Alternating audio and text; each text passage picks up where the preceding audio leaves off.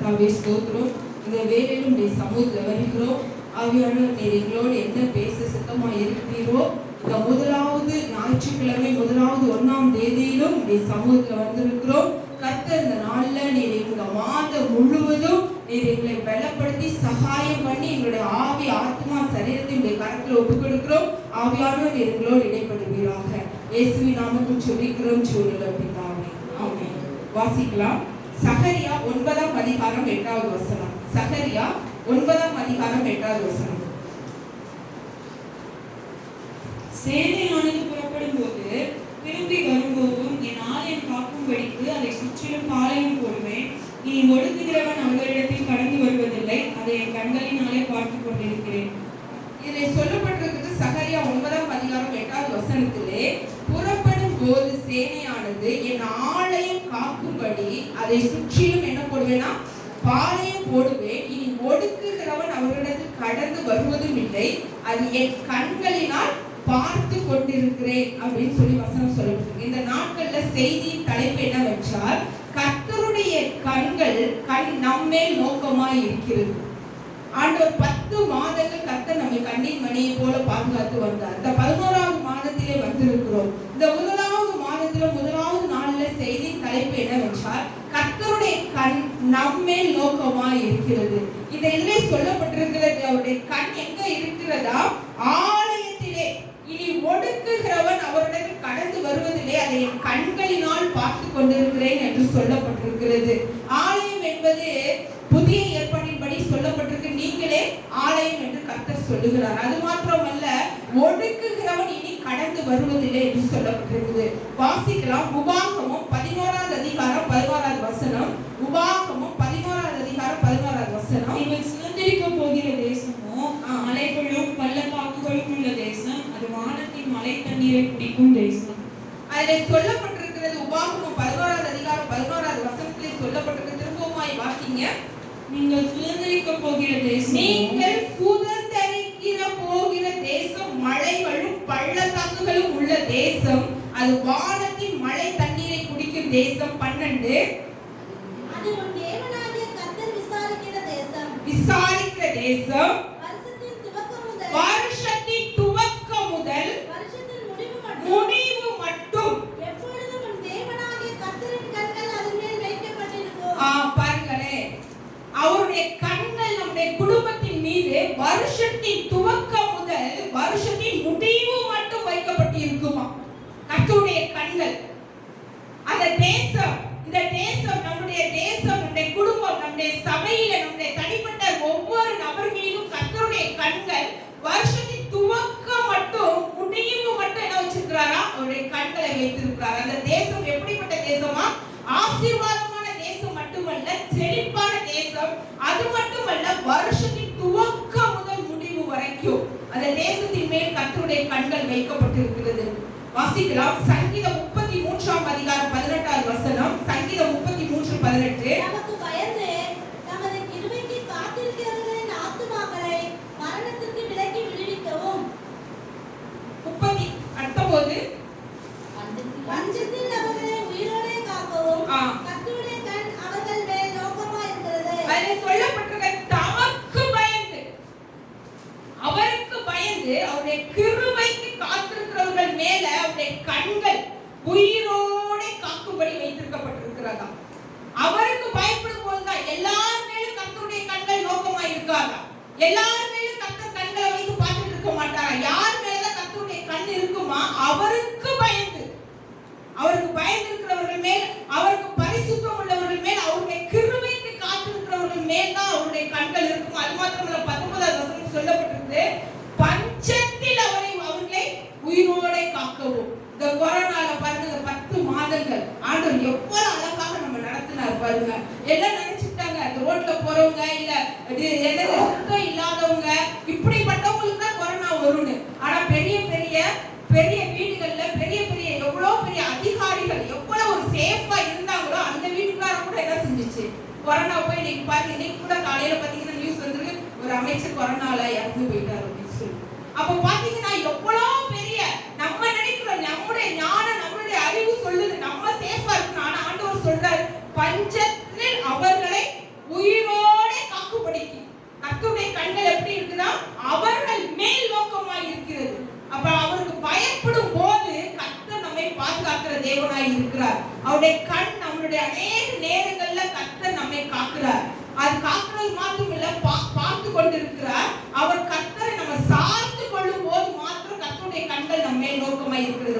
வாசிக்கலாம். 2 நாளாகமம் 16வது அதிகாரம் 9வது வசனம். 2 நாளாகமம் 16:9. எடுத்தவங்க வாசிங்க.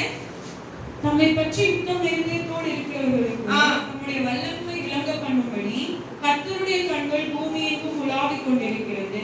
இதை சொல்லப்பட்டிருப்பாங்க. 2 நாளாகமம் 16:9 சொல்லப்பட்டு தம்மை பற்றி உத்தம இருதயத்தோடு இருக்கிறவர்களுக்கு தம்முடைய வல்லமையை விளங்க பண்ணும்படி யாருடைய கண்கள் பூமி எங்கும் உலாவிக் கொண்டிருக்குது? கர்த்தருடைய கண்கள். இன்னைக்கு நம்ம நினைக்கிறோமா இந்த நேரம் நம்மளே நோக்கி பார்த்துட்டு இருக்கு? பூமி எங்கும் உலாவிக் கொண்டு இருக்கிறதா? இந்த உலகத்தில் உள்ள அவர் சிருஷ்டித்த இந்த உலகம் முழுவதும் அவருடைய கண்கள் உலாவிக் கொண்டு இருக்கிறது. நம்ம வேணா அட் டைம்ல என்ன செய்யலாம்? நம்மளுக்கு முன்னாடி இருக்கிறவங்கள பார்க்கலாம், சைடுல இருக்கிறவங்கள பார்க்கலாம், பின்னாடி இருக்கிறவங்கள பார்க்கலாம். ஆனா வசனம் சொல்லுது தமக்கு தம்மை பற்றி உத்தம இருதயத்தோடு தம்முடைய வல்லமையை விளங்க பண்ணும்படி. அப்ப பயந்து இருக்கிறவங்களுக்கு வல்லமை விளங்க பண்ணுகிறவர்களுக்கு என்ன சொல்லப்பட்டிருக்குது? பூமி எங்கும் உலாவிக் கொண்டிருக்கிறது. அது மாத்திரமல்ல, 16வது அதிகாரம் 7வது வசனம் வாசிங்க. 16:7. அக்காலத்தில் ஞானதிருஷ்டிக்காரனாகிய மனதி யூதாவின் ராஜாவாகிய ஆசானிடத்தில் வந்து அவனை நோக்கி, நீருடைய தேவனாகிய கர்த்தரை சார்ந்து கொள்ளாமல் சீரியாவின் ராஜாவை சார்ந்து கொண்டபடியினால் சீரியா ராஜாவின் ராணுவம் ஒரு கைக்கு தப்பி போயிற்று. இந்த ராஜா யார் என்றால் ஆசா ராஜா. அவன் என்ன செய்கிறான்? கர்த்தரை சார்ந்து கொள்ளாமல் யாரை சார்ந்து கொண்டான்? மனுஷனை சார்ந்து கொண்டதினால் கடைசியில சொல்லப்பட்டிருக்குது, லாஸ்ட்ல சொல்லப்பட்டிருக்கு, சார்ந்து கொண்டபடியினால் சீரிய ராஜாவின் ராணுவம் யார் கைக்கு தப்பி போயிற்று? உமது கைக்கு தப்பி போயிற்று. இந்த ராஜா எப்படிப்பட்ட ராஜா என்றால் 14வது அதிகாரம் 11வது வசனம் வாசிங்க. 2 நாளாகமம் 14:11. ஆசா தன் தேவனாகிய கர்த்தரை நோக்கி கூப்பிட்டு, கர்த்தாவே, பலமுள்ளவனுக்காகிலும் பலனற்றவனுக்காகிலும் உதவி செய்கிறது உமக்கு லேசான காரியம். எங்கள் தேவனாகிய கர்த்தாவே, எங்களுக்கு துணை நில்லும். உம்மை சார்ந்து உம்முடைய நாமத்தில் ஏராளமான அந்த கூட்டத்திற்கு எதிராக வந்தோம். கர்த்தாவே, நீர் எங்கள் தேவன், மனுஷன் உம்மை மேற்கொள்ள விடாதேயும் என்றார். இதே ராஜா தான் யாரை சார்ந்து கொண்டு ஜெபிக்கிறான்? கர்த்தரை நோக்கி ஜெபிக்கிறான். கர்த்தாவே, இந்த ஏராளமான கூட்டத்துக்கு நிற்க எனக்கு என்ன இல்ல, பலன் இல்ல ஜெபித்த அதே ராஜாவுக்கு ஆண்டவர் என்ன செய்கிறார்? அற்புதத்தை செய்கிறார். அவர் என்ன செய்கிறார்? மேற்கொள்ள விடாதேன்னு சொல்லி ஜெபிக்கும் போது கர்த்தர் ஒரு பெரிய ஜெயத்தை கட்டளையிட்ட அதே ராஜா தான் மனுஷனை நம்பி இருக்கும்போது கர்த்தர் என்ன செய்கிறார்? அவனை கைவிடுகிறார். இன்னைக்கு தேவன் நம்மள ஒரே நாள்ல, நீங்க ரட்சிக்கப்பட்டு எத்தனையோ வருஷம் ஆகுது நம்மெல்லாம். அப்ப ஒரே நாள்ல அவருடைய வல்லமையை கர்த்தர் நம்முடைய வாழ்க்கையில என்ன செய்கிறது இல்ல, காண்பிக்கிறது இல்ல. ஒரு நாள்ல ஆண்டவர் 1000 ரூபாய்க்கு உங்களை விசுவாசிக்க வைக்கிறார். அப்படித்தானே? ஒரு நாள் ஒண்ணுமே இல்லாம இருக்கும்போது ஆண்டவர் பேர்ல ஒரு 1000 ரூபாய்க்கு விசுவாசிக்க வைக்கிறார். அப்படியே படிப்படியா போகும்போதுதான் கர்த்தர் நம்மளை விசுவாசத்தில் நடத்துகிறார். அவருடைய வல்லமையால் நம்மளை நடத்துகிறார். ஒவ்வொரு நாளும் அவருடைய வல்லமையை நம்மளுக்கு டெய்லி ஆண்டவர் என்ன செய்கிறார்? நம்முடைய வாழ்க்கையில ஆண்டவர் நிரூபித்து காட்டுறார். அப்ப அநேக ஆயிரங்களுக்கு நம்ம விசுவாசிக்கிறதுக்கு அவர் மேல என்ன வைக்கிறாரு? வல்லமையை விளங்க பண்ணுவதற்கு ஆண்டவர் செய்கிறார். அதே போலதான் இந்த ஒரு சிறிய யுத்தத்துல அவர் கர்த்தரை சார்ந்து கொண்டதுனால தேவன் அவனுக்கு ஜெயத்தை தந்தாரு. ஆனா பெரிய ஒரு யுத்தம் வரும்போது யார் அவன் சார்ந்து கொண்டானா? ஒரு பெரிய சீரிய ராஜாவை சார்ந்து கொள்ளும் போது அந்த 14வது அதிகாரம் 11வது வசனத்துல அவனுக்கு ஆண்டவர் என்ன செய்கிறார்? தோல்வியை தருகிறார். இன்னைக்கு பைபிள்ல ஒரு மனுஷனை பார்க்கும்போது ஆபிரகாமை பார்க்கிறோம். அந்த ஆபிரகாமுக்கு கர்த்தர் 75 வயதுல என்ன கொடுக்கிறாரு? வாக்குத்தத்தம் கொடுக்கிறார். நான் உனக்கு என்ன தருவேன்? குழந்தையை தருவேன்னு சொல்லி, உன் சந்ததியை பெருக வானத்து நட்சத்திரங்களை போல பெருக பண்ணுவேன் 75 வயதுல. ஆனா அவனுக்கு 99 வயது ஆகுற வரைக்கும் அவனுக்கு குழந்தை இல்ல. அவன் நினைச்சிருப்பான் 75 வயதுல கொடுத்த வாக்குத்தத்தை 76 வயதுல நிறைவேற்றி இருக்கலாம். ஆனா 25 வருடம் கர்த்தர் ஆபிரகாமை வெயிட் பண்ண வச்சார். அவன் சாராள் சொல்றா, என்னுடைய சரீரம் என்ன ஆயிடுச்சு? பலனிழந்து போயிருச்சு, சத்துவ இழந்து போயிருச்சு. ஆபிரகாம் சொல்றா, என்னுடைய சத்துவம் என்னுடைய மாம்சம் அப்படியே செயலிழந்து போயிருச்சு. கர்த்தர் அவருடைய வல்லமையை காண்பதற்காக 25 வயது வரைக்கும் அவனை வெயிட் பண்ண வைக்கிறார். 100 வருஷத்துலதான் 100வது வயசுலதான் அவனுக்கு என்ன கிடைக்குது? குழந்தை கிடைக்குது.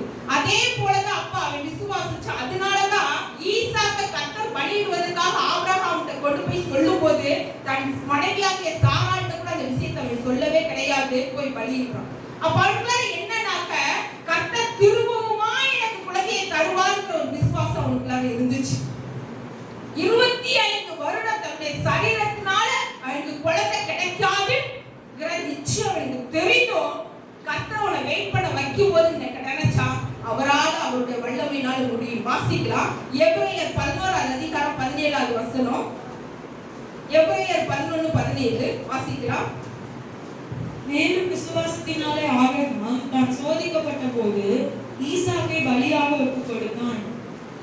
18 எல்லாம் எடுத்துக்கோங்க. எபிரேயர் 11 அதிகாரம் 17 வசனம். 11:17 வாசிங்க. 18 ஈசாக்கினிடத்தில் உன் சந்ததி விளங்கும் என்று அவனோடே சொல்லப்பட்டிருந்ததே. இப்படிப்பட்ட வாக்குத்தத்தங்களை பெற்றவன் மரித்தோரில் இருந்து எழும்ப தேவன் வல்லவராய் இருக்கிறார் என்று எண்ணி தனக்கு ஒரே பேரானவனை பலியாக ஒப்புக் கொடுத்தான். மரித்தோரில் இருந்து அவனை பாவனையாய் திரும்பவும் பெற்றான். அதுல சொல்லப்பட்டிருக்கு பாருங்களே, அழகா அந்த வசனத்தை நல்லா பாருங்க. 11:17 சொல்லப்பட்டிருக்கும். மேலும் விசுவாசத்தினாலே ஆபிரகாம் தான் சோதிக்கப்பட்ட போது என்ன செஞ்சான்? ஈசாக்கை பலியாக ஒப்பு கொடுத்தான். 18 பாருங்களே, ஈசாக்கின் இடத்தில் உன் சந்ததி விளங்கும் என்று அவனோடு சொல்லப்பட்டிருந்ததே. இப்படிப்பட்ட வாக்குத்தத்தங்களை பெற்றவர், அது லாஸ்ட்ல வாசிங்க எல்லாரும் சேர்ந்து, மரித்தோரில் இருந்து எழும்ப பண்ண தேவன் வல்லவராய் இருக்கிறார் என்று எண்ணி. அவன் நினைக்கல கர்த்தர் திரும்ப செத்தோனே திரும்ப ஒரு ஈசாக்கை தருவார் என்று அவன் விசுவாசிக்கல. அவன் செத்தாலும் அவனை நான் வெட்டினாலும் திரும்ப மரித்தோரில் அவனை உயிரோடு எழுப்ப பண்ண அவனுக்கு வல்லமை உண்டு என்று அவன் எண்ணி. 19 பாருங்களே, தனக்கு ஒரே பேரானவனையே பலியாக ஒப்புக் கொடுத்தான். மரித்தோரிலிருந்து அவனை பாவனையாக திரும்பவும் பெற்றுக்கொண்டான். அப்ப அவருடைய வல்லமை என்னவா இருக்கிறது? 25 வருடம் காத்திருக்க வைத்த தேவன் அவருடைய வாழ்க்கையில அவருடைய விசுவாசத்தை வல்லமையை கர்த்தருடைய வாழ்க்கையில சொல்லி கொடுத்திருக்கார் பாடமா. இன்னைக்கு அநேக நேரம் நம்ம சோர்வுக்குள்ளாராக போகும்போது, வேதனைக்குள்ளாராக அநேக வாரங்களுக்குள் போகும்போது நம்ம என்ன நினைக்கிறோம்னாக்க, அவ்வளவுதான் இதுலயே நம்ம ஒரு வழி ஆய்வோம் போல இருக்கு நினைக்கிறோம். ஆனா கர்த்தர் எவ்வளவு அழகா அவனுக்கு வார்த்தை சொல்லி கொடுத்திருக்காரு பாருங்களே. என் மகன் மரித்தாலும் அந்த மரித்த அவனை கர்த்தரால உயிர்ப்பிக்க முடியும். ஏன்னா என்னுடைய சரீரம் செத்து போன சரீரத்திலிருந்தே குழந்தையை கொடுத்த தேவன் மரித்து போன என் மகனை திரும்பவுமாய் உயிர்ப்பிப்பார்ங்கிற ஒரு விசுவாசம் யாருக்குள்ள இருந்துச்சு? ஆபிரகாமுக்குள்ள இருந்துச்சு. அது மாத்திரமல்ல, இந்த ஒடுக்குதல், இந்த வார்த்தை மாறாது அப்படின்னு சொல்லப்பட்டிருக்குது. அது மாத்திரம் வாசிக்கலாம். யாத்ராகமம் 1 அதிகாரம் 9 வசனம். யாத்ராகமம் 1 அதிகாரம் 9 வசனம். அவன் தன் ஜனங்களை நோக்கி, இதோ இஸ்ரவேல் புத்திரராகிய ஜனங்கள் நம்மீரும் ஏராளமானவர்களும் பலத்தவர்களுமாய் இருக்கிறார்கள். அவர்கள் பெருகாதபடிக்கு ஒரு யுத்தம் உண்டானால் அவர்களும் நம்முடைய பகைஞரோட கூடி நமக்கு விரோதமாக யுத்தம் பண்ணி தேசத்தை விட்டு புறப்பட்டு போகாதபடிக்கு நாம் அவர்களை குறித்து ஒரு உபாயம் பண்ண வேண்டும் என்றார். 11 அப்படி அவர்களை சுமைக்கிற வேலையினால் ஒடுக்கும்படி போதும். அதுல சொல்லப்பட்டிருக்குது, இவர்கள் சிறிய கூட்டமா இருந்ததுனால அல்ல, பெரும் கூட்டமா. இந்த 9 வசனத்தை வாசிங்க. அவன் தன் ஜனங்களை நோக்கி, இதோ இஸ்ரவேல் புத்திரராகிய ஜனங்கள் நம்மிலும் ஏராளமானவர்களும் பலத்தவர்களுமாய் ஒரு பெரிய கூட்டமாய் இருக்கிறார்கள். இருக்கிறதுனால அவர்களை ஒடுக்கும்படியாக 11 சொல்லப்பட்டிருக்கு பாருங்களே, அவர்களை சுமைக்கிற வேலையினால் ஒடுக்கும்படி. அப்ப இந்த ஒடுக்கம் யாருக்கு வந்துச்சுன்னா, இன்னைக்கு நிறைய நேரம் நம்ம யோசிக்கிறோம். என்ன யோசிக்கிறோம்னா, ஆண்டவர் நம்மளுக்கு உன்னை ஆசீர்வதிப்பேன் ஒரு வசனம் தந்த உடனே நம்மளுக்கு blessings வந்த உடனே நம்மளுக்கு பாடு வராது, பிரச்சனை வராது, போராட்டம் வராது. அப்படி கிடையாது. ஒரு ஆண்டவர் ஒரு பெருக்கத்தை கொடுக்கும்போது, நம்மளுக்கு ஒரு ஆசீர்வாதம் கொடுக்கும்போது ஒரு ஒடுக்கம் நம்மளுக்குள்ள வரதான் செய்யுது. பாருங்க, அவங்க பெருகும் போது கர்த்தர் ஒரு ஒடுக்கத்தை கொடுக்கிறார். ஒடுக்கும்படி அவன் என்ன செய்கிறான்? ஒடுக்குதல் யாருக்கு வந்ததுன்னு சொல்லி பாத்தீங்கன்னா, பாவிக்கு அல்ல, கர்த்தரால் ஆசீர்வதிக்கப்பட்டவர்களுக்கு, தேவனால் பெருக்கத்தில் இருந்தவர்களுக்கு, தேவனால் தெரிந்து கொள்ளப்பட்டவர்களுக்கு தான் கர்த்தர் ஒடுக்கத்தை அனுமதித்தார். தேவனால் தெரிந்து கொள்ளப்பட்டவர்களுக்கு. இன்னைக்கு நிறைய நேரம் நம்ம யோசிக்கிறோம், நம்மளுடைய வாழ்க்கையில பிரச்சனை, போராட்டம், பாடு மீள முடியலையே, நாம ஆண்டவரால் தெரிந்து கொள்ளப்பட்டிருக்கோமே, ஏன் இவ்வளவு பாடு போராட்டம் போது கர்த்தர் அதை ஒடுக்கத்தின் வழியே, நெருக்கத்தின் வழியே, பாடுகளின் வழியே ஆண்டவர் நம்மை நடத்தி கொண்டு போகிறார். வாசிக்கலாம். ஆதியாகமம் 39 அதிகாரம் 2 வசனம். கர்த்தர் யோசேப்போடு இருந்தார். அவன் காரிய சித்தி உள்ளவனானான். அவன் எகிப்தியனாகிய தன் எஜமானுடைய வீட்டில் இருந்தான். இதிலே சொல்லப்பட்டிருக்கிறது, இந்த ஆனால் யோசேப்புக்கு 17 வயதிலே கர்த்தர் தரிசனம் கொடுக்கிறார். என்னன்னாக்க எல்லாம் அவருடைய கூட பிறந்த சகோதரர்கள் அவங்க அப்பா முதற்கொண்டு அவருடைய காலில் விழுந்து வணங்குறதா.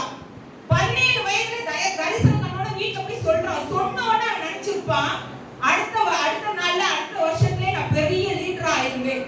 ஆனா கர்த்தர் அவனை எங்க கொண்டுட்டு போனாரு? சகோதரர்களை குழியில தூக்கி போட்டு எங்க இருக்கிறா? வாசிக்க திரும்பமாய் 30. கர்த்தர் யோசேப்போடு இருந்தார். அவன் காரிய சித்தி உள்ளவனானான். அவன் எகிப்தியனாகிய தன் எஜமானுடைய வீட்டிலே இருந்தான். முதலாவது எஜமானுடைய வீட்டிலே இருக்கிறான். அடிமையாய் இருக்கிறான். அடிமையாய் எஜமானுடைய வீட்டிலே இருக்கிறான். 4வது வசனத்தை வாசிங்க. யோசேப்பினிடத்தில் தயவு வைத்து அவனை தனக்கு ஊழியக்காரனும் தன் வீட்டுக்கு விசாரிக்காரனுமாக்கி தனக்கு உண்டான யாவற்றையும் அவன் கையில் ஒப்புவித்தான். இரண்டாவதாக எல்லாவற்றையும் ஒப்புவித்துட்டான். யாரு? அந்த ராஜா. எகிப்து ராஜா என்ன செஞ்சிட்டாரு? எல்லாத்தையும் யார் கையில கொடுத்துட்டாரு? யோசேப்பு கையில. அப்ப அவன் நினைச்சிருப்பான், அப்பா இப்படியே நம்ம இருந்து ஓட்டிடலாம் அப்படின்னு. ஃபர்ஸ்ட் விசாரணைக்காரன், ரெண்டாவது எல்லாத்தையும் இந்த ராஜாவுடைய கையில கொடுத்துட்டாரு. 3வது 6வது வசனம் வாசிங்க. ஆகையால் அவன் தனக்கு உண்டானது எல்லாம் யோசேப்பின் கையிலே ஒப்பு கொடுத்துவிட்டு தான் புசிக்கிற போஜனம் தவிர தன்னிடத்தில் இருந்த மற்றொன்றையும் குறித்து விசாரியாதிருந்தான். போதும். அப்ப ஃபர்ஸ்ட் ப்ரமோஷன் எங்க கொடுக்கறாரு பாத்தீங்கன்னாக்க 39:4 விசாரணைக்காரனாய் வைக்கிறார்.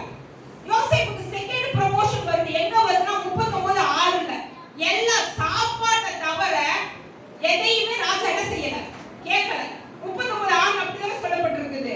போஜனம் தவிர தன்னிடத்தில் மற்றொன்றை குறித்து யார் விசாரிக்கல? ராஜா. ரெண்டாவது ப்ரமோஷன் கொடுத்துட்டார்.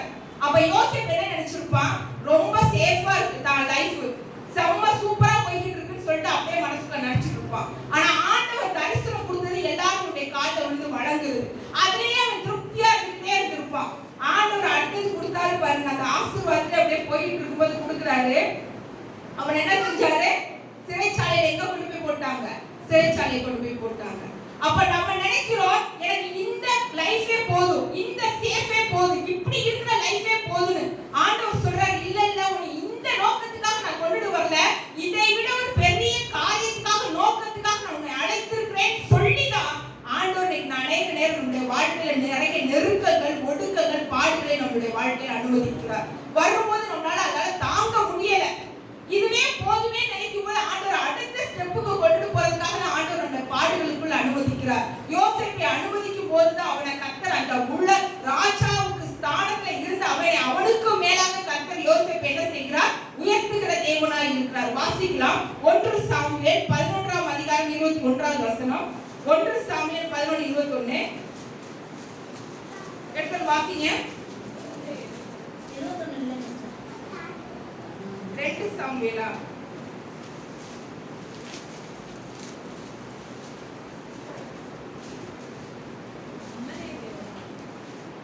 அதில் சொல்லப்பட்டிருக்கிறது, சவுல் கொன்றது 1000, தாவீது கொன்றது எத்தனை? 16,000 சொல்லி யார் பாடுவாங்க? ஸ்திரீகள் பாடுவாங்க. அப்ப அங்கதான் யாருக்கு கோபம் ஆரம்பிக்குது? சவுலுக்கு கோபம் ஆரம்பிக்குது. அப்ப சாதாரண ஒரு தாவீதா இருந்தவனே கர்த்தர் என்ன செய்யறாரு? அவனுக்குள்ளார இருக்கிற சவுலுக்குள்ளார எரிச்சலை தூண்டி விட்டு, கோபத்தை தூண்டி விட்டு அவனை ஓட ஓட விரட்டி கடைசியில யாரா மாத்துறாரு? தாவீத ராஜாவாய் மாத்துறாரு. அது மாத்திரமல்ல, வாசிக்கலாம். ஆதியாகமம் 30ஆம் அதிகாரம் 43வது வசனம் வாசிங்க. ஆதியாகமம் 30:43. இவ்விதமாய் அந்த புருஷன் மிகவும் விருத்தி அடைந்து அழகான மாடுகளும் வேலைக்காரிகளும் வேலைக்காரரும் ஒட்டகங்களும் கழுதைகளும் உடையவனானான். யார் என்றால் யாக்கோபு. இந்த யாக்கோபு எப்படியா இருக்கிறானா? திரளான ஆடுகள், வேலைக்காரிகள், வேலைக்காரர்கள், ஒட்டகங்கள், கழுதைகள் உடையவனாய் இருந்தான். இவ்வளவு உடையவனாய் இருக்கவும் யாருக்கு கோபம் வந்துச்சு பாருங்களேன். 31:2 வசனம் வாசிங்க. 31:2. லாபானின் முகத்தை யாக்கோபு பார்த்தபோது அது நேற்று முந்தைய நாள் இருந்தது போல் இல்லாமல் வேறுபட்டு கண்டான். அப்ப யார் ஒரு மனுஷன் ஒரு ஆசீர்வாதமா இருக்கிறானோ அந்த ஆசீர்வாதம் எதுவே உள்ளவங்களுக்கு என்ன செய்யாது? பொறுக்காது. தன் கூட தன்னுடைய யாரு? அக்காவுடைய பிள்ளை, சகோதரியினுடைய மகன் தான் யார்? யாக்கோபு. அந்த யாக்கோபு என்ன செய்யறான்? ஃபர்ஸ்ட் வந்தோடனே யார் சொல்றாரு? லாபான் சொல்றாரு, நீ என் மாம்சத்தின் மாம்சமும் என்னோட நீ கூடயே இருக்கிறார். இருந்த அந்த யாக்கோபு திரளான வேலைக்காரர்கள், வேலைக்காரிகள், மாட்டு மந்த ஆன உடனே லாபானின் முகம் என்ன எப்படி இருக்குது? அதை திரும்ப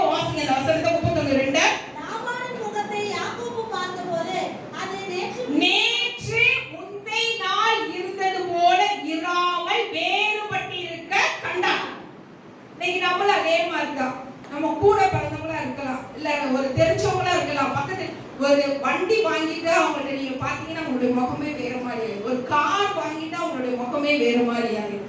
ஏதோ ஒரு சம்திங், ஒரு வீடு வாங்கிட்ட, ஏதோ ஒரு சின்ன சின்ன காரியம் வாங்கிட்ட உடனே அவங்களுடைய முகம், அப்ப பாருங்களேன், தான் கூட இருக்கிற ஒரு மாமாவுடைய முகம் யாக்கோபு ஒரு ஆசீர்வதிக்கப்பட்டவனாய் ஆகும்போது உண்டு. அப்ப ஆண்டவர் என்ன செய்யறாரு, அவன் ஒரு வேற காரியத்துக்குள்ளார கொண்டுட்டு போகும்போது அவனை என்ன செய்யறாரு, ஒரு ஒடுக்கத்துக்குள்ளார கொண்டுட்டு போறார். அவன் திரும்ப என்ன செஞ்சுட்டான், எல்லாத்தையும் வாங்கிட்டான் யாக்கோபுட்ட இருந்து. லாபான் வாங்கிட்டு திரும்பவும் அவன் என்ன செய்யறான், ஆடு மேய்க்க வைக்கிறார். அப்ப ஒடுக்கத்துக்குள்ளார போகும்போது கர்த்தர் திரும்பவும் அவனை ஆசீர்வதிக்கிறார். இன்றைய நாள்ல நம்மளை ஆண்டவர் ஒடுக்கத்துக்குள் கொண்டு போகும்போது, பாடுகளுக்குள் கொண்டு போகும்போது, பிரச்சனைகளுக்குள் கொண்டு போகும்போது கர்த்தருடைய கண்கள் நம்ம மேல இருக்கும்போது அவர் நம்மை அழிப்பதற்காக அல்ல, ஒரு ஆசீர்வாதத்துக்காக கர்த்தர் நம்மை கொண்டு போகிறார். முதலாவதாக வாசிக்கலாம் ஏசாயா 41 அதிகாரம் 10வது வசனம். ஏசாயா 41:10. எடுத்து வாசிங்க. நீ பயப்படாதே, நான் உன்னுடனே இருக்கிறேன், திகையாதே, நான் உன் தேவன். நான் உன்னை பலப்படுத்தி உனக்கு சகாயம் பண்ணுவேன், என் நீதியின் வலது கரத்தினால் உன்னை தாங்குவேன். அதிலே சொல்லப்பட்டிருக்கிறது, நான் உன்னை பலப்படுத்தி. ஆண்டவர் நம்மை பலப்படுத்துகிறவர், நமக்கு பலப்படுத்தி உதவி செய்கிறவர். அது மாத்திரமல்ல, 11வது வசனம் வாசிங்க. இதோ உன்மேல் எரிச்சலாய் இருக்கிற யாவரும் வெட்கி இலச்சை அடைவார்கள், உன்னோட வழக்காடுகிறவர்கள் நாசமாகி ஒன்றுமில்லாமற் போவார்கள். 12. உன்னோட போராடினவர்களை தேடியும் காணாதிருப்பாய், உன்னோட யுத்தம் பண்ணின மனுஷர் ஒன்றுமில்லாமல் இல்பொருளாவார்கள். இதிலே 4 விதமான மனுஷங்களை குறித்து சொல்லப்பட்டிருக்கு. முதலாவது சொல்லப்பட்டிருக்கு எரிச்சலாய் இருக்கிற கூட்டம். இரண்டாவதாக சொல்லப்பட்டிருக்கு உன்னோட வழக்காடுகிறவர்கள். மூன்றாவதாக சொல்லப்பட்டிருக்கு உன்னோட போராடுகிறவர்கள். நான்காவதாக சொல்லப்பட்டிருக்கு உன்னோட யுத்தம் பண்ணுகிறவர்கள். இந்த 4 விதமான கூட்டம் இல்லனா நம்மளால இங்க உட்கார முடியாது. நம்ம எதிர் வீட்டுக்காரர் நம்மளுக்கு எப்படி எதிரியா இல்லனா, பக்கத்து வீட்டுக்காரர் நம்மளுக்கு பிரச்சனையா இல்லனா நம்ம ஏச தேடி ஓடி வர மாட்டோம். நம்ம என்ன செய்வோம், எந்த பிரச்சனையும் இல்லனா எதுக்கு சர்ச்சுக்கு போய் வீட்லயே உட்கார்ந்துருவோம். அதனால ஆண்டவர் 4 விதமான காரியத்துல சொல்லப்பட்டிருக்கு. எரிச்சலா இருக்கிற கூட்டம், உன்னோட வழக்காடுகிறவர், உன்னோட போராடுகிறவர்கள், உன்னோட யுத்தம் பண்ணுகிறவர்கள். இந்த 4 விதமான கூட்டத்தை நம்மளோட கொடுத்துதான் ஆண்டவர் நம்மை சரி பண்ணுகிறார். இந்த கூட்டத்தை கொடுத்துதான் ஆண்டவர் நம்மை பலப்படுத்துகிறார், பலப்படுத்தி நமக்கு உதவி செய்கிறார். அது மாத்திரமல்ல, இவர்கள் நம்மை அழிப்பதற்காக அல்ல, அப்படியே அந்த 4 விதமான கூட்டத்தை நம்மை அழித்து விடட்டும் சொல்லி ஆண்டவர் நம்மை விட்டு விடுகிற தேவன் அல்ல, நம்மை திரும்பவுமாய் உருவாக்கி கட்டுகிற தேவனாய் இருக்கிறார். வாசிக்கலாம் 1 சாமுவேல் 30 அதிகாரம் 6வது வசனம். 1 சாமுவேல் 30:6. தாவீது மிகவும் நெருக்கப்பட்டான். சகல ஜனங்களும் தங்கள் குமாரத்திகளின் நிமித்தம் மனக்லேசமானதினால் அவனை கல்லெறிய வேண்டும் என்று சொல்லிக் கொண்டார்கள். தாவீது தன் தேவனாகிய கர்த்தருக்குள்ளே தன்னை திடப்படுத்திக் கொண்டான். அப்ப நம்மளுக்கு அநேக பாடுகள் வரும்போதுதான் ஒவ்வொரு நாளும் ஆண்டவருக்குள்ள நம்ம திடப்படுத்தி கொண்டுகிட்டே இருக்கிறோம். இன்னைக்கு வந்திருக்கிற உங்களே இப்பேற்பட்ட காரியங்களை யாராவது இருப்பீர்களானால் கர்த்தர் சொல்லுகிறார், அவன் தன் தேவனாகிய கர்த்தருக்குள் தன்னை என்ன செஞ்சானா, திடப்படுத்தி கொண்டான். அப்ப கர்த்தருடைய கண்கள் நம்ம மேல நோக்கமா இருக்கும் போது கர்த்தர் அவருடைய கரங்களை நம்மை விட்டு விடுகிற தேவன் அல்ல, அவர்களிருந்து நம்மை மீட்டு நம்மை அவர் உயர்த்துகிற தேவனாய் இருக்கிறார். வாசிக்கலாம் யோபு 31 அதிகாரம் 4வது வசனம். யோபு 31:4. அவர் என் வழிகளை பார்த்து என் நடைகளை எல்லாம் எண்ணுகிறார் அல்லவோ, நான் மாயிலே நடந்தேனோ, என் கால் போதும். அதுல சொல்லப்பட்டிருக்கு 31 அதிகாரம் 4வது வசனத்திலே சொல்லப்பட்டிருக்கிறது, அவர் என் வழிகளை பார்த்து என் நடைகளை எல்லாம் எண்ணுகிறார் அல்லவா. இதை நீங்க இங்கிலீஷ்ல பாத்தீங்கன்னா போடுங்க, ஒரு நிமிஷம் வசனத்தை இங்கிலீஷ்ல. என் வழிகளை பார்த்து என் நடைகளை எல்லாம் எண்ணுகிறார் அல்லவா. இங்கிலீஷ்ல என்ன சொல்லப்பட்டிருக்கு, யோபு 31:4. ஸ்டெப்ஸ் பாருங்க, என்னுடைய நடைகளை எண்ணுகிறார். வாசிங்க வசனத்தை இங்கிலீஷ்ல. Don't not he see my ways and count all my steps. நம்ம பிள்ளைகள் நடக்கும்போது அப்படியே இங்க ஓடியான்னு சொல்லி சொல்லுவோம் பாருங்களேன். என் நடைகளை எண்ணுகிறார். நான் நடக்கிற நடையை கூட அவர் எண்ணுறாங்க. யோபு சொல்றாரு பாருங்க. அப்ப நீங்க அநேக நேரம் அந்த ஒடுக்குதல் வரும்போது, நெருக்கம் வரும்போது, பாடு வரும்போது சொல்றோம், ஆண்டவர் என்னை கைவிட்டு விட்டார், ஆண்டவர் கண்ணை மூடிக்கொண்டார், ஆண்டவர் கண் மறந்து விட்டார். எவ்வளவு பக்கம் இருக்காங்க, நெருக்குறாங்க, சொந்தக்காரங்க நெருக்குறாங்க, பிரச்சனை எல்லாம் நீ அமிழ்த்து கீழே போட்டு அப்படிங்கும் போது ஆண்டவர் சொல்றாரு பாருங்க, நான் நட்டைகளை எண்ணுகிறார். யோபு சொல்லும்போது அது மாத்திரமல்ல, அதுல சொல்லப்பட்டிருக்கு வழிகளை எண்ணுகிறார்.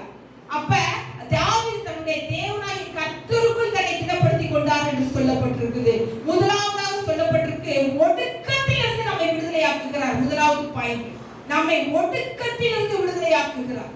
ஒடுக்கம், என்னென்ன ஒடுக்கம் இந்த நாட்கள்ல உங்களுக்கு இருக்குது, என்னென்ன பிரச்சனைகள் போராட்டங்கள் இருக்கு இந்த நாட்கள்ல, அப்படியே கர்த்தருடைய கண்கள் நம்மேல் இருக்குமானால், அந்த கர்த்தருடைய கண் நம்மேல் எப்படி இருக்குங்க, பரிசுத்தமா இருக்கும்போது, அவருக்கு கீழ்ப்படியும் போது, அவர் எல்லா காரியத்தையும் நம்ம கிருபையினால் நிறைந்து இருக்கும் போது, அவர் நம்ம என்ன செய்கிறார், அந்த ஒடுக்கத்திலிருந்து நம்மை விடுதலையாக்குகிற தேவனாய் இருக்கிறார். அதனாலதான் யோபு சொல்ற நட்டைகளை அவர் அறிந்திருக்கிறார் என்று சொல்லி, அதனாலதான் இஸ்ரவேல் ஜனங்கள் அந்த ஒடுக்கும் போது அழுகிறாங்க ஆண்டவருடைய சமூகத்துல, ஆண்டவரே இந்த பார்வனை என்னை இவ்வளவாய் கொடுமைப்படுத்துகிறான்னு சொல்லும் போது கர்த்தர் என்ன செய்யறார், மோசேயை அனுப்பி இஸ்ரவேல் ஜனங்களை விடுதலையாக்குறார்.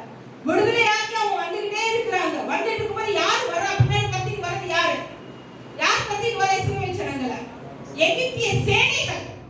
அந்த சேனை தப்பிட்டு வரும்போது ஆண்டவர் மோசேக்கு சொல்றாரு, இன்று கண்ட எகிப்தியனை இனி காண்பதிலே வார்த்தை கொடுக்கிறார். கொடுத்த அடுத்த செகண்ட் இரண்டாவது செங்கடல் பிளக்குறது.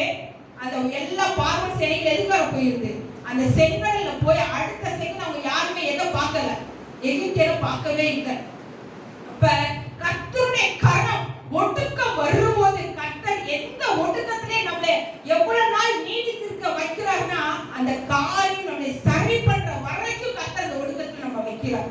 அப்ப அவங்க அந்த காரியத்துல இருந்து கர்த்தர் அவர்கள் என்ன செய்கிறார், வெளியே கொண்டு வருகிறார். முதலாவதாக சொன்னேன், ஒடுக்கத்திலிருந்து கர்த்தர் நம்மை விடுதலையாக்குகிறார். இரண்டாவதாக வாசிக்கலாம், சகரியா 4ஆம் அதிகாரம் 9வது வசனம். சகரியா 4ஆம் அதிகாரம் 9வது வசனம்.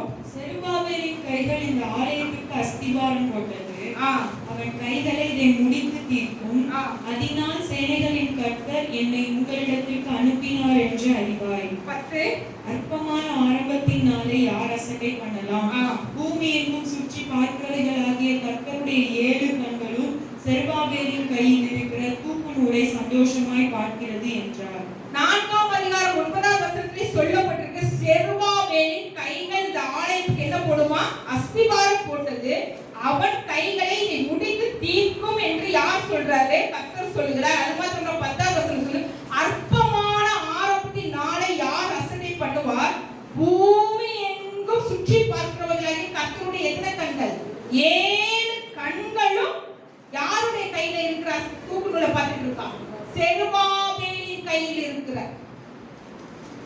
இந்த முந்தின ஆலயத்தின் மகிமை காட்டிலும் பிந்தின ஆலயத்தின் மகிமை எப்படி இருக்கும், பெரிதா இருக்குன்னு சொல்லிட்டு இந்த வசனம் இருக்குது. அந்த முந்தின ஆலயம் எது என்று சொன்னால் யாருடைய, ஆகாய 2வது அதிகாரம் 9வது வசனம் வாசிங்க. ஆகாய 2:9. ஆகாய 2:9 எடுத்து வாசிங்க. முந்தின ஆலயத்தின் மகிமையை பார்க்கிலும் இந்த பிந்தின ஆலயத்தின் மகிமை பெரிதா இருக்கும் என்று சேனைகளின் கர்த்தர் சொல்லுகிறார். போதும். இந்த முந்தின ஆலயம் எது என்றால் சாலமோனுடைய ஆலயம். இந்த சாலமோனுடைய ஆலயத்திலே கர்த்தர் என்ன சொல்றாரு, கோடிக்கணக்கான நபர்கள், கோடிக்கணக்கான தங்கம், உலகத்திலேயே விலை உயர்ந்த மரங்களை கொண்டு கர்த்தர் இந்த ஆலயத்தை கட்டினார். எத்தனையோ வருஷங்கள். அதை நீங்க 1 நாளாகவும் 2 நாளாகத்துல வாசிப்பீர்களானால் அந்த ஆலயத்தை எத்தனை ஒவ்வொன்றும் கொப்பிரின் மரத்தை கொண்டு தங்கத்தை கொண்டு அவருடைய நாட்கள்ல வெள்ளி கற்களை போல கீழே கிடக்குமா சாலமோனுடைய நாட்கள்ல. அந்த வெள்ளி ஒரு பொருளாவே அவனை கருதலையும். அப்பேற்பட்ட ஒரு ஆலயத்தை கட்டின சாலமோன் ஆண்டவர் சொல்றார், அந்த ஆலயத்தை காட்டிலும் பிந்தின ஆலயத்தின் மகிமை எப்படி இருக்குமா, பெரிதாய் இருக்கும். இந்த ஆலயத்தை கட்டுறது யாருன்னா செருபாபேல். அப்பேற்பட்ட ஒரு செருபாபேலை கர்த்தர் சொல்லுகிறார், யாரை மகிமைப்படுத்துகிறார் என்று சொன்னால் அற்பமான மனுஷரை கர்த்தர் என்ன செய்கிறார், மகிமைப்படுத்துகிறார். அற்பமான மனுஷர். சகரியா 4வது அதிகாரத்தை திரும்பவும் எடுத்துக்கொள்ளுங்க. அதுல சொல்லப்பட்டிருக்கு 4ஆம் அதிகாரம் 10வது வசனத்துல, அற்பமான ஆரம்பத்தின் நாளை யார் அசட்டை பண்ணுவார், செய்வீங்க? உறவினர்கள் முன்பாக போய் நிற்கும் போது, வேலை ஸ்தலத்துல, இல்ல நம்மளோட கூட பிறந்தவர்கள் கூட இருக்கும் போது, மற்றவர்களுக்கு முன்பாக இருக்கும் போது, நம்முடைய குடும்பத்துல, நம்முடைய தெருவுல யார் யாருக்கு முன்பாக அற்பமா இருக்கிறீங்களோ கர்த்தர் அவர்களை தான் ஆண்டவர் தேடி எடுக்கிறார். அது மாத்திரமல்ல, வாசிக்கலாம். ஆதியாகமம் 29ஆம் அதிகாரம் 31ஆம் வசனத்தை வாசிக்கலாம். ஆதியாகமம் 29:31. லேயாள் அற்பமா எண்ணப்பட்டாள் என்று கர்த்தர் கண்டு போதும். பாருங்களேன், ஆதியாகமம் 29:31. லேயாள் எப்படி எண்ணப்பட்டாளா? அற்பமாய் எண்ணப்பட்டால் யார் பார்க்கிறார்? அது அற்பமாய் இருக்கிறான்னு சொல்லி யார் பார்க்கிறா? கர்த்தர் கண்டு. மனுஷன் பார்க்கல, புருஷன் இருக்கிறான், கூட இருக்கிற வீட்டுக்காரர் அவளை அற்பமா நினைக்கிறான். கூட இருக்கிற சகோதரி ராகேல், அவளும் தன்னுடைய சகோதரியை அற்பமா நினைக்கிறான். புருஷன் ஒரு நாள் கூட லேயாளை பார்க்கறதே கிடையாது. அவளுக்கு சுத்தமா லேயாளை பிடிக்கவே இல்லை. யாக்கோபுக்கு ராகேலை மாத்திரம் தான் நேசிக்கிறான், ராகேல் மாத்திரம் தான் அன்பு இருக்கிறான். ஆனா லேயாள் அற்பமா இருக்கிறான். ஆனா அந்த லேயாள் அற்பமா இருக்கிறத யார் பார்க்கிறா? ஃபர்ஸ்ட் கர்த்தர் கண்டு. இன்னைக்கு உங்களே அற்பமான காரியத்துல இருக்கிறீங்களா? ரொம்ப அப்படியே உடைச்சு போய் நொறுங்கி போய் மிதிக்கப்பட்டு அவ்வளவு அற்பமா இருக்கிறீங்களா? கர்த்தர் பார்க்கிறார் நம்முடைய அற்பத்தை. இரண்டாவதாக வாசிக்கலாம். 32 29-32 வாசிங்க. லேயாள் கர்ப்பவதியாகி ஒரு குமாரனை பெற்று கர்த்தரின் சிறுமையை பார்த்ததினால் ஒரு சிறுமையை பார்த்து ஃபர்ஸ்ட் கர்த்தர் பார்க்கிறாரு. இரண்டாவது என்ன பார்க்கிறாரு? அவருடைய சிறுமையை பார்த்து. உங்க கணவர் கூட உங்களை அநேக நேரம் கூட அம்மா கூட நம்ம எல்லாரும் கண்ணில அம்மா அதிகமா நேசிப்பாங்க. அம்மா கூட நம்மளுடைய சிறுமையை பார்க்காம இருக்கலாம். அவருடைய சிறுமையை பார்த்து. மூன்றாவதாக 33ஆவது வசனம் வாசிங்க. மறுபடியும் அவள் கர்ப்பவதியாகி ஒரு குமாரனை பெற்று நான் அற்பமாய் எண்ணப்பட்டதை கர்த்தர் கேட்டருளி. ஃபர்ஸ்ட் கர்த்தர் பார்க்கிறாரு, இரண்டாவது கர்த்தர் சிறுமையை பார்க்கிறாரு, மூன்றாவதாக கர்த்தர் என்ன செய்றாரா? கேட்டருளி. அப்ப எவ்வளவு தூரம் அவளுடைய சிறுமையை கர்த்தர் பார்க்கிறாரு பாருங்க. கேட்டருளி. 35 வாசிங்க. மறுபடியும் அவள் கர்ப்பவதியாகி ஒரு குமாரனை பெற்று இப்பொழுது கர்த்தரை துதிப்பேன் என்று சொல்லி துதிப்பேன். போதும். துதிப்பேன் என்று சொல்லி என்ன பேர் வைக்கிறா? யூதா. அப்ப என்ன சொல்றா? கர்த்தர் ஃபர்ஸ்ட் என்ன பார்க்கிறாரு, என் அற்பத்தை பார்த்தாரு, இரண்டாவது என்னை கேட்டருளினாரு, எனக்கு ஒரு குழந்தையை கொடுத்தா, நான்காவது சொல்றா துதிப்பேன் என்று சொல்லி யூதான் பேரு. இத்தனை பிள்ளைகள் பிறந்து யாக்கோபு லேயாளை பார்க்கவே கிடையாது. இத்தனை பிள்ளைகள் பிறந்து தன்னுடைய கணவர் லேயாளை அற்பமா நினைக்கிறோம். ஆனா ஆண்டவர் எங்க கொண்டு வந்து நிறுத்துறார் வாசிக்கலாமா? ஆதியாகமம் 49ஆவது அதிகாரம் 8வது வசனம் வாசிங்க. ஆதியாகமம் 49:8. யூதாவே, சகோதரரால் புகழப்படுபவன் நீயே. உன் கரம் உன் சத்துருக்களுடைய பிடரின் மேல் இருக்கும். உன் தகப்பனுடைய புத்திரர் உன் முன் பணிவார்கள். பாருங்களே, நல்ல வசனத்தை அன்லைன் பண்ணி வச்சுக்கோங்க. இது யார் சொல்ற அந்த வார்த்தைய? யாக்கோபு. தன் மனைவியை நேசிக்காத யாக்கோபு, தன்னுடைய பிள்ளைகளை நேசிக்காத யாக்கோபு, கர்த்தர் எங்க கொண்டு வந்து லாஸ்ட்ல நிறுத்துறாரு? அதை கர்த்தரை துதிப்பேன் சொல்லி பேர் வச்ச யூதாவை இப்படியாய் ஆசீர்வதிக்கிறார் யாக்கோபு. திரும்பவும் வாசிங்க. யூதாவே, சகோதரரால் புகழப்படுபவன் நீயே. உன் கரம் உன் சத்துருக்களுடைய பிடரின் மேல் இருக்கும். உன் தகப்பனுடைய புத்திரர் உன் முன் பணிவார்கள். யாருடைய பிள்ளைங்க? அற்பமாய் எண்ணப்பட்டவருடைய மகன். ஆண்டவர் எங்க கொண்டு உயர்த்துறார் பாருங்க. ஒரு நாள் நினைச்சிடாதீங்க. அற்பத்தை பார்க்கிறவர், கண்ணீரை பார்க்கிறவர், வேதனையை அறிகிற தேவன், உடைகளை பார்க்கிற தேவன், ஒடுக்கத்தை பார்க்கிறவர், நெருக்கத்தை பார்க்கிறவர், அங்கலாய்ப்பை பார்க்கிறவர். அவர் புருஷனை பார்க்கிறவர் அல்ல, புருஷன் பார்க்கிறதுனால பார்க்கிறவர் அல்ல. மாமியார், மாமனார், தன்னோட கூட பிறந்தவர்கள், தன்னுடைய அம்மா, தன்னுடைய சகோதரர்கள் பார்க்கிற வண்ணமாய் பார்க்கிற தேவன் அல்ல.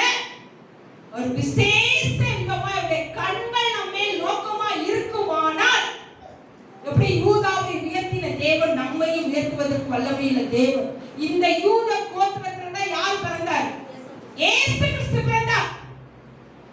அற்பமான ஒரு லேயாளுடைய வயிற்றிலே பிறந்த யூத குலத்திலே கர்த்தராகிய இயேசு பிறந்தார். ஒரு நாள் நினைக்கிறாதீங்க, ஆண்டவர் எவ்வளவு உங்களை நொறுக்க இடம் கொடுக்கிறீங்களோ அவ்வளவாய் கர்த்தர் ஏதோ ஒரு பெரிய காரியத்துக்காக உங்களை உயர்த்தி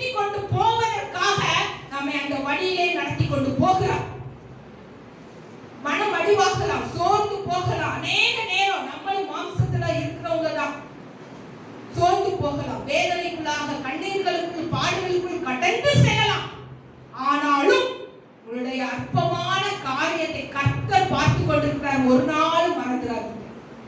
அப்படிப்பட்ட ஒரு யூதாவாய் கர்த்தர் யாரை பார்த்தார்? அதனாலதான் சகரியால சொல்லப்பட்டிருக்க அற்பமான ஆரம்பத்தை யார் அசட்டை பண்ணுவார்? யாருடைய கண்கள் மேல இருந்துச்சு? கர்த்தருடைய கண்கள் அவன் மேல் இருந்ததுனால அவன் கர்த்தர் சாலமோன் கட்டின ஆலயத்தை பார்க்கிலும் ஆண்டவர் பெஸ்டான ஆலயத்தை கட்ட வைத்தார். இரண்டாவதாக பார்க்கிறோம், அற்பமான ஆரம்பத்தை கர்த்தர் மகிமையாய் முடிய பண்ணினார். அற்பமான ஆரம்பத்தை எப்படி முடிய பண்ணினாரா? மகிமையாய் முடிய பண்ணுகிறவர். முதலாவது சொன்னேன், ஒடுக்கத்திலிருந்து விடுதலையாக்குகிறவர். இரண்டாவதாக அற்பமான ஆரம்பத்தை மகிமையாய் முடிய பண்ணுகிறவர். மூன்றாவதாக பார்க்கலாம், சங்கீதம் 32 அதிகாரம் 8வது வசனத்தை வாசிக்கலாம். சங்கீதம் 32:8. நான் உனக்கு போதித்து நீ நடக்க வேண்டிய வழியை உனக்கு காட்டுவேன். உன்மேல் என் கண்ணை வைத்து உனக்கு ஆலோசனை சொல்லுகிறவர். கர்த்தர் நமக்கு என்ன சொல்லுகிற தேவனாய் இருக்கிறாரா? ஆலோசனை சொல்லுகிற தேவனாய் இருக்கிறார். அவர் நம் மீது என்ன வைத்தார்? கண்ணை வைத்து, என் கண்ணை வைத்து நமக்கு ஆலோசனை சொல்லுகிறவர். எந்த இடத்துல போகணும், போகக்கூடாது, வரணும், யாருக்கு எப்படி பழகணும், நடக்கணும் அப்படின்னு சொல்லி நம்மளுக்கு என்ன செய்கிறாரா? ஆலோசனை சொல்லுகிறார். அது மாத்திரமல்ல, சகரியா 6 அதிகாரம் 13வது வசனம் வாசிங்க. சகரியா 6:13. அவரே கர்த்தருடைய ஆலயத்தை கட்டுவார். அவர் மகிமை பொருந்தினவராய் நம்முடைய சிங்காசனத்தின் மேல் வீற்றிருந்து ஆளுகை செய்வார். நம்முடைய சிங்காசனத்தின் மேல் ஆசாரியராயும் இருப்பார். இவ்விரண்டின் நடுவாக சமாதானத்தின் ஆலோசனை விளங்கும். அதுல சொல்லப்பட்டிருக்கு பாருங்களே, அதுல என்ன சொல்லப்பட்டிருக்கு? 6:13 லாஸ்ட்ல இவ்விரண்டிலும் நடுவாக என்ன ஆலோசனை விளங்குமா? சமாதானத்தின் ஆலோசனை. இன்னைக்கு அநேக குடும்பங்கள்ல சமாதானம் இல்லாதபடிக்கு அநேக போராட்டங்கள், பிரச்சனைகள், காரியங்கள் நடந்து கொண்டிருக்கும்போது கர்த்தருடைய ஆவியானவர் சொல்லுகிறார், அவர் என்ன சொல்றார்? சமாதானத்தின் ஆலோசனை விளங்கும் என்று சொல்லி. அது மாத்திரமல்ல, அப்போஸ்தலர் 9 அதிகாரம் 31வது வசனம் வாசிங்க. அப்போஸ்தலர் 9:31. அப்பொழுது யூதேயா, கலிலேயா, சமாரியா நாடுகளில் எங்கும் சபைகள் சமாதானம் பெற்று பக்தி விருத்தி அடைந்து கர்த்தருக்கு பயப்படுகிற பயத்தோடும் பரிசுத்த ஆவியின் ஆறுதலோடும் நடந்து பெருகின. ஆறுதலோடும் அதுல சொல்லப்பட்டிருக்கிறது சமாதானம் பெற்று. சபைகள் எப்படி இருந்துச்சா? சமாதானம் பெற்று பக்தி விருத்தி அடைந்து. அப்ப என்ன பண்றது? இந்த நாட்டுல சமாதானம். ஒவ்வொருத்தருடைய குடும்பங்கள்ல இன்னைக்கு பிள்ளைகள் மூலமா அநேக போராட்டங்கள், பிள்ளைகள்னால கணவன் மனைவி இடையில் அநேக பிரச்சனைகள், குடும்பத்துல ஏற்படுகிற காரியங்கள், அடுத்தது வேலை நிமித்தமாய் குடும்பத்தில் சமாதானம் இல்லாதபடிக்கு, கணவன் மனைவி இடையில அநேக காரியங்கள் நிமித்தமாய் சமாதானம் இல்லாதபடிக்கு குடும்பம் முழுவதும் சமாதான சீர்குலைந்து இந்த நாட்டுல காணப்படுகிறது. அப்ப ஆவியானவர் சொல்லுகிறார், அவரே நமக்கு சமாதானத்தை உண்டு பண்ணுகிற தேவனாய் இருக்கிறார். வாசிக்கிற ரோமர் 5 அதிகாரம் 1வது வசனம். ரோமர் 5:1. இவ்விதமாக நாம் விசுவாசத்தினாலே நீதிமான்களாக்கப்பட்டிருக்கிறபடியால் நம்முடைய கர்த்தராகிய இயேசு கிறிஸ்து மூலமாய் தேவனிடத்தில் சமாதானம் பெற்றிருக்கிறோம். யார் மூலமாய் சமாதானம் பெற்றிருக்கிறோமா? கர்த்தராகிய இயேசு கிறிஸ்து மூலமா. அப்ப அவரிடத்தில் மாத்திரம் தான் நமக்கு சமாதானம் உண்டு.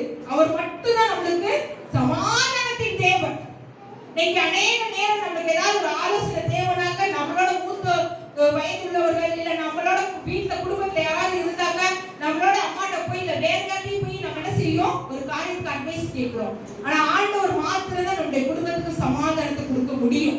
நம்ம எவ்வளவுதான் நம்முடைய பிள்ளைகளுக்கு அட்வைஸ் பண்ணாலும், நம்ம எவ்வளவு காரியங்கள் அதுங்களுக்கு சொன்னாலும், கர்த்தர் மாத்திரம் தான் நம்முடைய குடும்பத்துல சமாதானத்தை கொடுக்க முடியும். நம்முடைய கணவருக்கு, நமக்கு, பிள்ளைகளுக்கு, குடும்பத்துல எல்லாருக்கும் சமாதானத்தை தருகிறவர் தேவன் மாத்திரம் தான். அவர் தான் சமாதானத்தின் தேவன். அப்ப கர்த்தருடைய கண்கள் நம்ம மேல இருக்கும் போது கர்த்தர் நமக்கு சமாதானத்தை தருகிறவர். அதனாலதான் சொல்லப்பட்டிருக்கிறது, வாசிக்கலாம் திரும்பமாக அந்த வசனத்தை. அதுல சொல்லப்பட்டிருக்கு, நல்லோர் 1 நாளாகமோ 2 நாளாகமோ 16:9.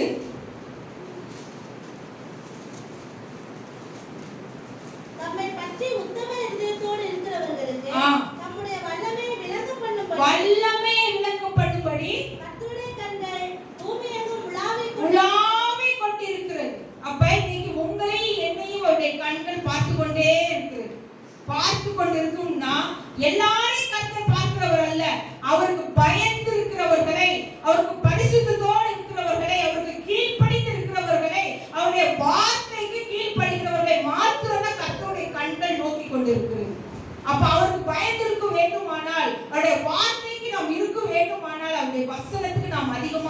செய்வோம்? கொடுக்க வேண்டிய இந்த நாட்கள்ல. அப்ப சொல்லப்பட்டிருக்க அவருடைய கண்கள் நம்மேல் இருக்குமானால் நம்முடைய குடும்பத்துல கர்த்தருடைய சமாதானம் இருக்கும். நம்முடைய இருதயத்துல கர்த்தருடைய சமாதானம் இருக்கும். சமாதானம் இல்லாதபடிக்கு அநேக காரியங்கள்னால் நம்ம அநேக நேரம் என்ன செய்யறோம்? அங்காய்க்கிறோம். சமாதானம் இல்லாதபடிக்கு அநேக நேரம் குடும்பங்கள்ல குழப்பங்கள், சண்டைகள், பிரச்சனைகள் ஏதோ பெரிய அளவுக்கு போயிருக்கு. அதுக்கு காரணம் கர்த்தருடைய சமாதானம் நம்முடைய குடும்பங்கள்ல காணப்படணும். வாசிக்கலாம் சங்கீதம் 29ஆம் அதிகாரம் 11ஆவது வசனம். சங்கீதம் 29:11. கர்த்தர் தமது ஜனத்திற்கு பலன் கொடுப்பார்.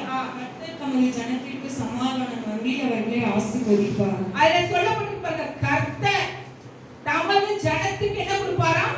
பலன் கொடுப்பார். அது மாத்திரமல்ல, கர்த்தர் தமது ஜனத்துக்கு என்ன கொடுப்பாராம்? சமாதானம்.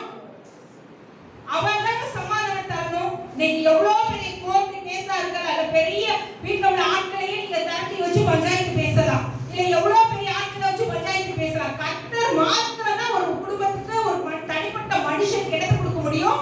சமாதானத்தை தர முடியும். எல்லா மனுஷனுடைய ஆலோசனையை தள்ளி தேவனுடைய வார்த்தைக்கு, தேவனுடைய ஆலோசனைக்கு நம்முடைய முழு இதயத்தையும் நம்முடைய செவியும் சாய்க்கும் போது மாத்திரம்தான் கர்த்தருடைய குடும்பத்துல தனிப்பட்ட விதத்துல என்ன கொடுப்பாரு? சமாதானத்தை தருவார். அப்ப அதுல சொல்லப்பட்டிருக்குது, அவருடைய சமாதானத்துக்காக நம்ம காத்திருக்கும் போது கர்த்தர் தருகிறார். வாசிக்கலாம் 2 நாளாகமம் 7:16. 2 நாளாகமம் 7:16. என் நாமம் இந்த ஆலயத்தில் என்றென்றைக்கும் இருக்கும்படிக்கு நான் இதை தெரிந்து கொண்டு பரிசுத்தப்படுத்தினேன். என் கண்களும் என் இருதயமும் என்னாலும் இங்கே இருக்கும். அதுல சொல்லப்பட்டிருக்கு பாருங்களேன். அதுல சொல்லப்பட்டிருக்குது, என் நாமம் இந்த ஆலயத்தில் என்றென்றைக்கு இருக்கும்படி. ஆண்டவர் எதனால அவருடைய கண்கள் நம்ம மேல நோக்கமா இருக்குமா? வாசிக்க திரும்பவும் அதுல வாசிக்க 16.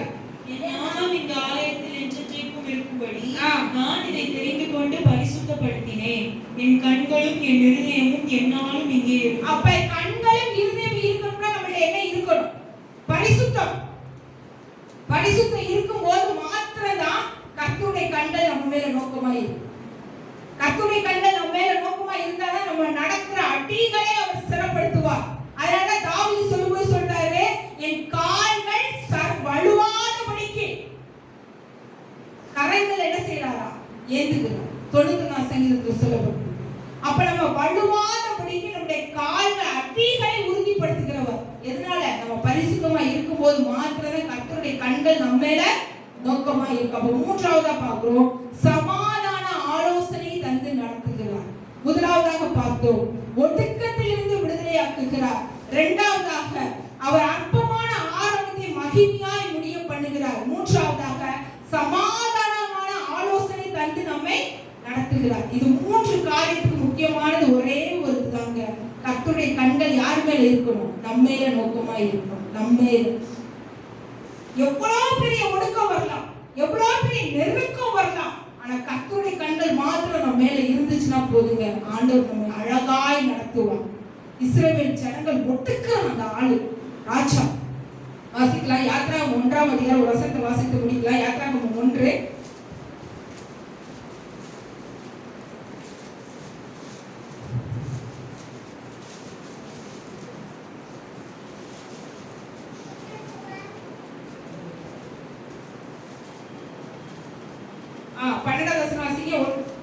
ஆனாலும் அவர்களை எவ்வளவு ஒடுக்கினார்களோ அவ்வளவாய் அவர்களை பழிக்கு பெருகினார்கள். எவ்வளவாய் ஒடுக்கினார்களோ அவ்வளவாய் பழுகி பெருகினார்கள். அது மாத்திரமல்ல, 14 வாசிங்க. தாங்கும் செங்கலுமாகிய இவைகளை செய்யும் வேலையினாலும் வயலில் செய்யும் சகலவித வேலையினாலும் அவர்களுக்கு அவர்கள் ஜீவனையும் கசப்பாக்கினார்கள். எப்படி ஆயிடுச்சா? உயிர் வாழ்றது எப்படி ஆயிடுச்சா? வெறுத்துருச்சு, கசப்பா ஆயிடுச்சா? நம்மளுக்கு நீங்க அநேக நேரம் அப்படிதானே யோசிக்க தோணுது. எதுக்குடா ஆண்டவர் உயிரை கொடுத்திருக்காரு? பேசாம செத்து போயிடலாம் போல இருக்கு. இங்கிட்டு இருந்த நெருக்கம், இங்கிட்டு இருந்த நெருக்கம், அங்க நெருக்கம், இங்கிட்ட நெருக்கம், எல்லா சைடும் 4 பக்கமும் நெருக்கம், தாங்க முடியல அப்படின்னு சொல்றோம்ல. வசனம் திரும்ப வாசிங்க. சாந்தும் செங்கலுமாகிய இவைகளை செய்யும் வேலையினாலும் வயலில் செய்யும் சகலவித வேலையினாலும் அவர்களுக்கு அவர்கள் ஜீவனையும் கசப்பாக்கினார்கள். அடுத்து வாசிங்க. அவர்களை கொண்டு செய்வித்த மற்ற எல்லா வேலைகளும் அவர்களை கொடுமையாய் நடத்தினார்கள். வாசிங்க. எகிப்தியர் இஸ்ரவேல் புத்திரரை கொடுமையாய் வேலை வாங்கினார்கள். இன்னைக்கு நம்மள அதே மாதிரிதான். ஒரு வேலை செய்யற இடத்துல சரி, குடும்பத்துல சரி, குடும்பத்துல வேலை செஞ்சுட்டு ஆபீஸ் போயிருப்போம், அங்க அதுக்கு மேல கொடுமை. அப்படியே 24 நேரம் கூட நமக்கு பத்தாத படிக்க நம்மளுடைய ஜீவன் கசப்பாகிற வரைக்கும் கொடுமை. அந்த கொடுமையை அனுபவிக்க முடியாதபடிக்கு அவங்க என்ன செய்யறாங்க, கர்த்தருடைய சமூகத்துல அழுகுறாங்க. வாசிக்கலாமா? 2வது அதிகாரம் 23வது வசனம் வாசிங்க. சில காலம் சென்ற பின் எகிப்தின் ராஜா மரித்தான். இஸ்ரவேல் புத்திரர் அடிமைத்தனத்தினால் தவித்து முறையிட்டுக் கொண்டிருந்தார்கள். அவர்கள் அடிமைத்தனத்திலிருந்து முறையிடும் சத்தம் தேவ சந்நிதியில் எட்டினது. தேவன் அவர்கள் பெருமூச்சை கேட்டு தாம் ஆபிரகாமோடும் ஈசாக்கோடும் யாக்கோபோடும் செய்த உடன்படிக்கையை நினைவு கூர்ந்தார். தேவன் இஸ்ரவேலின் புத்திரரை கண்ணோக்கினார். தேவன் அவர்களை நினைத்தருளினார். பாருங்களேன், ஆண்டவர் அப்படியே விட்டுட்டு போகிற தேவன் அல்லங்க. அவருடைய பெருமூச்சை கேட்டு யார் அனுப்புறாரு? மோசே அனுப்புறார்.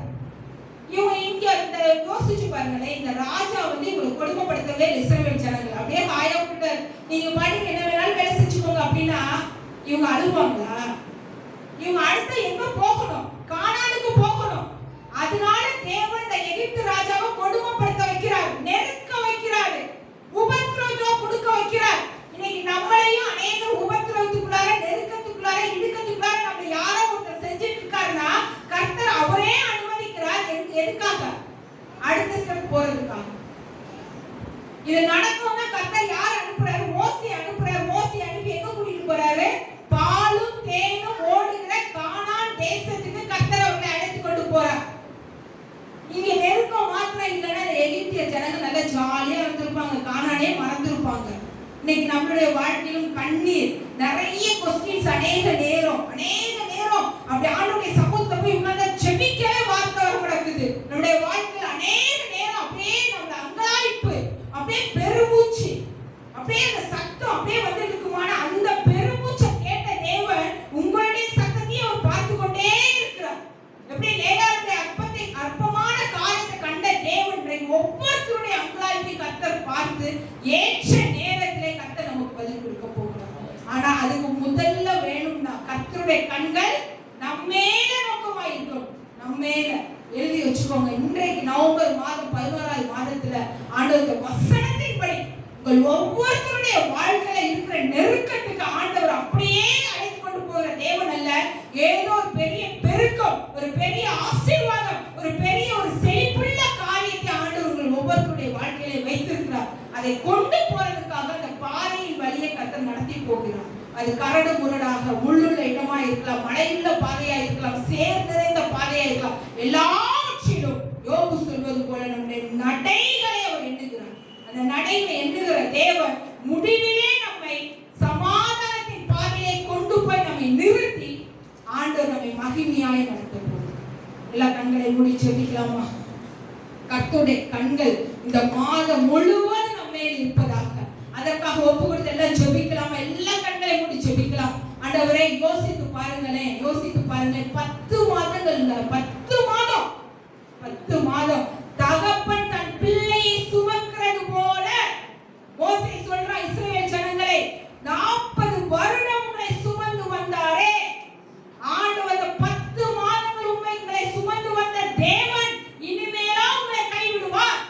ஒவ்வொரு நொடி பொழுதும் ஒவ்வொரு கண்ணீரின் மேலும் வசனத்தை கொடுத்து உங்களை தேற்றுகிறாரே, உங்களை ஆற்றுகிறாரே, உங்களை சமாதானப்படுத்துகிறாரே. அப்படிப்பட்ட அப்பா நம்மோடு கூட இருக்கிறாருங்க. ஒரு நாள் இந்த மாதத்துல 1வது தேதியில வந்திருக்கிற உங்களுடைய வாழ்க்கையில ஆண்டவருடைய சமூகத்துல ஒப்பு கொடுங்க. அப்பா இன்னும் பரிசுத்தமா இருக்க உதவி செய்யுங்க, இன்னும் நேசிக்க உதவி செய்யுங்க, இன்னும் அண்டிக் கொள்ள உதவி செய்யுங்க. என்னுடைய வாழ்க்கைகள் நெருக்கங்கள் வரலாம், பாடுகள் வரலாம், இன்னல்கள் வரலாம், மனுஷனுடைய பேச்சுகள், மனுஷனுடைய வார்த்தைகள் என்னுடைய இதயத்தை முள்ளாய் தைக்கலாம். ஆனால் நீ ஒருபோதும் கைவிடுகிற தேவன் அல்ல. அநேக மனுஷர்கள் என்னை குறித்து அவதூறாய் பேசலாம், ஆனால் உன்னுடைய கண்கள் மாத்திரம் என் மேல் நோக்கமாய் இருக்குமானால், ஒரு லேயாளை நினைவு கூர்ந்த தேவன், ஒரு தாவீதை ஆட்டுக்கு பின்னாக இருந்து அவனை அரசனாய் மாற்றின தேவன், ஒரு யாக்கோபு, கர்த்தாவே ஸ்தோத்திரம், பெருங்கையால் போன யாக்கோபை 2 பரிவார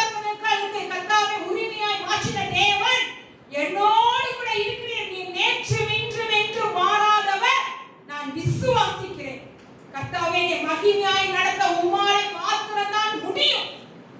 எங்களுடைய கரத்தில் ஒப்பு கொடுக்கிறோம். இயேசுவின் நாமத்தில் ஜெபிக்கிறோம் சொல்லுல பிதாவே.